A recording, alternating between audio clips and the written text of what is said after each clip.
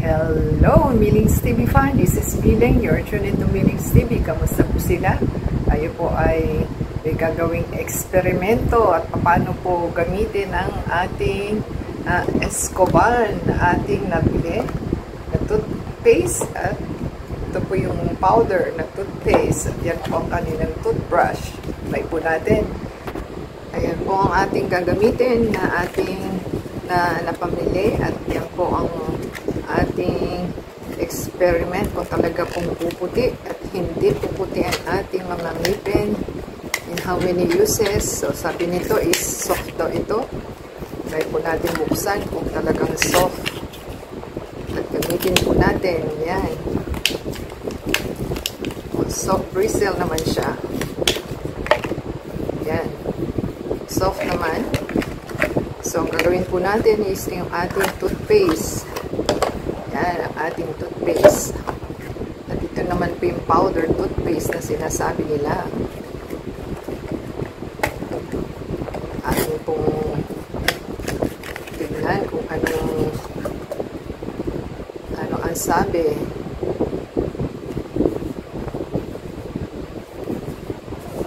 Yan, sabi buksan di ba? Yan po ang kanilang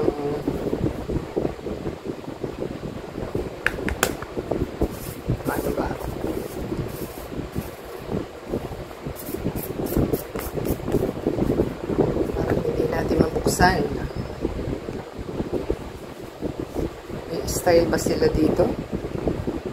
Ngayon po natin. So, ang gagawin po pala nila, talagang tatanggalin po ninyo ang inyong takip. Yan. At ito po yung kanyang cover powder. Parang powder siya. Yan. So, talagang tatanggalin po nila ito. At ito, para po magamit ninyo inyong mga powder toothpaste na sinasabi nila. So, ito po yung ating toothbrush. At lalagyan po natin siya. So, tanggalin nyo po yung ito. Yung kanyang lock. Para po magamit ninyo. Diba? Kasi kung di nyo tatanggalin, paano nyo makukuha ang inyong toothpaste? So, tayo po ay maglalagay. Tingnan natin kung gaano ang sinasabi nilang magpuputi ang ating mga ngipin. So, atin pong tingnan. So, hindi pala tayo naka-power on. Ulitin po natin. At yan po, nilagyan po natin ng tubig ang ating toothpaste at saka po natin i-ano sa ating powder. So, ganyan lang po.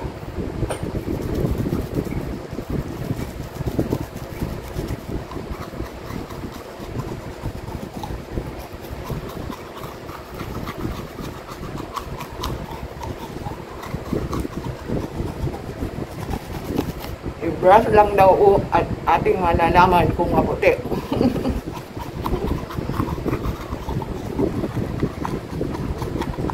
Ngayon lang po natin. So, yan. Pumuti na rin naman po kahit papaano. Unang gamit pa lang po natin. So, yan po ang ating toothbrush. At ito na po yung ating cover. So, lagay lang po nila, ibalik, at saka isara. Yan, kasi powder po ito eh. So, yan po ang experience natin sa ating paglilinis na ating ngipin sa Escoban. So, kung nagustuhan po nilang ating item ng pagtutoothbrush ng paggamit, kahit pa paano ay pumuti po siya. O, di ba?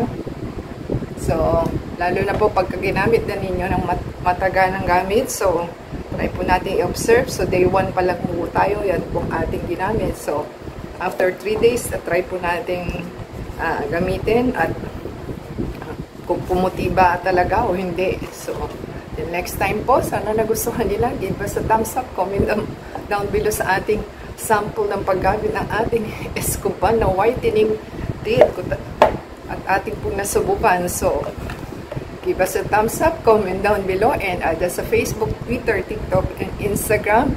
And play the ads and video po para for your support, para ma-monetize tayo. So, paki-support din po sa ating channel sa Facebook, Twitter, TikTok, and Instagram. So, until next time po, God bless everyone.